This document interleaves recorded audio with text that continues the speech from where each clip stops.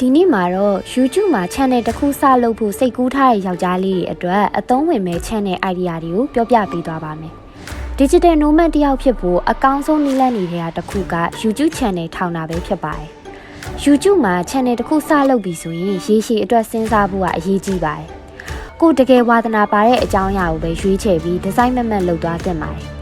မနစ်သက်တဲ့အကြောင်းအရာကိုဗီဒီယိုတွေဖန်တီးနေရရင်ပြင်းရည်လာတတ်ပြီးတော့နောက်ဆုံးမှာ channel ကိုဆက်မလုပ်ဖြစ်ပဲရပ်လိုက်နိုင်လို့ပါ။ဒါကြောင့်ကိုစိတ်ဝင်စားတဲ့နယ်ပယ်ကိုတေချာရွေးချယ်ဖို့အတွက်အကြံပေးချင်ပါတယ်။စိတ်ဝင်စားဖို့ကောင်းတဲ့ YouTube channel idea များ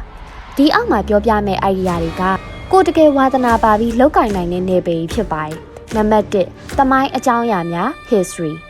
သမိုင်းအကြောင်းတွေကိုစိတ်ဝင်စားရဆိုရင်ဒါကသင်အတွက်အကောင်းဆုံးရွေးချယ်မှုတစ်ခုဖြစ်နိုင်ပါတယ်။အကြောင်းအရာကမ္ဘာသမိုင်းမြမသမိုင်းရှေးဟောင်းယဉ်ကျေးမှုများစစ်ပွဲများနာမည်ကြီးပုဂ္ဂိုလ်တွေရဲ့အထုပ်ပတ်တိများစတဲ့အကြောင်းအရာတွေကိုပြောပြနိုင်ပါတယ်။လုံနီးသမိုင်းဆိုင်ရာစာအုပ်တွေမှတ်တမ်းရုပ်ရှင်တွေကနေအချက်လက်တွေစုစည်းပြီးတော့ voice over အသံနဲ့ရှင်းလင်းတင်ဆက်ခြင်းလုပ်ပြီးတော့ဆွဲဆောင်မှုရှိတဲ့ဓာတ်ပုံတွေဗီဒီယိုအတူတွေနဲ့ပေါင်းစပ်ပြီးဗီဒီယိုဖန်တီးနိုင်ပါတယ်။စကားပြောကောင်းတဲ့သူဆိုရင်ပို့ပြီးတော့အောင်မြင်နိုင်ပါတယ်။နံပါတ်2သတင်းအချက်လက်များ information and news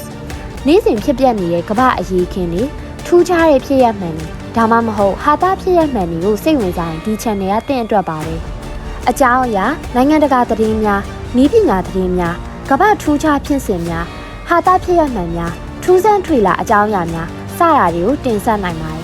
်လုံနည်းအနေနဲ့ကတော့သတင်းတွေကိုစူးစီးပြီးစိတ်ဝင်စားဖွယ်ကောင်းအောင်တင်ဆက်ဖို့အတွက် script ဇာတ်ညွှန်းကို AI tools တွေရဲ့အကူအညီနဲ့ရေးသားနိုင်ပါတယ်ပုံမှန်သတင်းတင်ဆက်တာထက်ပိုပြီးတော့စမ်းသစ်တဲ့တင်ဆက်မှုပုံစံကိုဖန်တီးနိုင်ရင်ပိုပြီးတော့အောင်မြင်ပါပါနံပါတ်3ထိတ်လန့်စရာများ horror တရေဒစီနတ်နာနာဘာဝနဲ့ပတ်သက်တဲ့ထိတ်လန့်စရာအကြောင်းအရာတွေကိုဝါသနာပါရဆိုရင်ဒီ channel ကလူကြည့်များပြီးတော့ရှေ့ပန်းစားနိုင်ပါတယ်အကြောင်းအရာတရေဇလန်းများဖြစ်ရမှန်ဇလန်းများအာဘန်လက်ကျန်းများမျိုးပြဒဏ္ဍာရီများထူးဆန်းတဲ့ရာဇဝတ်မှုမှတ်တမ်းတွေကိုစပြီးတော့ပြောပြနိုင်ပါတယ်လုံနီးမှန်ကန်တဲ့ background music နဲ့ sound effect တွေကိုအသုံးပြုပြီးတော့ပရိသတ်ကိုကြောက်ရွံ့စိတ်နဲ့ရှင်ခုန်စိတ်တွေပေးနိုင်အောင်ဖန်တီးနိုင်ရင်ပိုအောင်မြင်ပါပါ AI voice ကိုသုံးပြီးတော့ဇာတ်ကြောင်းကိုပိုပြီးဆွဲဆောင်မှုရှိအောင်လုပ်လို့ရပါတယ်နံပါတ်4ရုပ်ရှင်သုံးသပ်ချက် movie recast and review ရုပ်ရှင်တွေဇာတ်လမ်းတွဲတွေကိုကြည့်ရဝါသနာပါပြီးတော့ဇာတ်လမ်းကိုအတူချုပ်ပြန်ပြောပြတာမျိုးဒါမှမဟုတ်သုံးသပ်တာမျိုးကောင်းကောင်းလုပ်နိုင်နေဆိုရင်ဒီ channel ကတင့်အတွက်အဝင်ခွင့်ချဖြစ်ပါလိမ့်မယ်အကြောင်းအရာနာမည်ကြီးရုပ်ရှင်ဇာတ်ကားတွေရဲ့ဇာတ်လမ်းအကျဉ်းချုပ်ဇာတ်ကားအကြောင်းသုံးသပ်ချက်များဇာတ်ကောင်သုံးသပ်ချက်များစတာတွေကိုတင်ဆက်နိုင်ပါတယ်လုံနည်းအနေနဲ့ကတော့ဇာတ်ကားရဲ့အဓိကဇာတ်ဝင်ခန်းတွေဇာတ်လမ်းအကျဉ်းတွေကိုထိမိအောင်ဖန်တီးပြီးတော့တင်ဆက်ရမှာပါ copyright မူပိုင်ခွင့်နဲ့ပတ်သက်ပြီးတော့ဂရုစိုက်ဖို့တော့လိုပါလိမ့်မယ်နံပါတ်5နည်းပညာပစ္စည်းများ IT gadget IT ပစ္စည်းတွေဖုန်း laptop နှာချက်စသည့်အသစ်ထွက်တဲ့ပစ္စည်းတွေကိုစိတ်ဝင်စားပြီးတော့နည်းပညာဆိုင်ရာဗဟုသုတတွေဝေမျှချင်တယ်ဆိုရင်ဒါအကောင်းဆုံးရွေးချယ်မှုတစ်ခုပါပဲအကြောင်းအရာဖုန်းအသစ်တွေကို review လုပ်ခြင်း laptop တွေ gaming gadget အများအကြောင်းကိုရှင်းပြခြင်း